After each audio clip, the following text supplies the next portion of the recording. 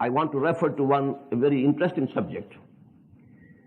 If we try to understand what is human knowledge, it can be divided into two main parts.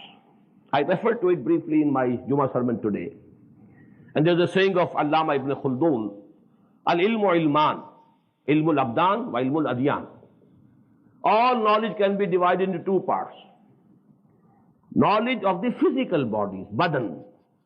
This is physical body of everything. Animals, humans, celestial bodies, heavenly bodies, all these are physical. This is physical world. So knowledge of the physical bodies, ilmul abdan.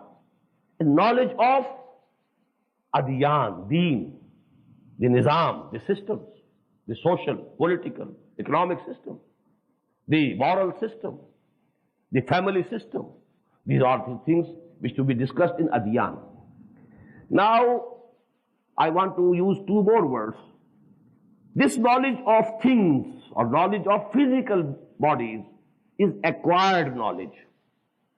Man gets it through his sense organs. He sees and hears and touches and smells and tastes.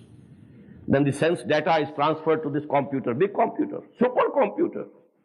The supreme computer Allah subhanahu wa ta'ala has made, and this processes that data. And now this march of science is going on, step by step, step by step. And we don't know what will be the final stage of this advance in the knowledge of scientific knowledge for man. So this is one side. The other is the revealed knowledge. This comes from Allah subhanahu wa ta'ala.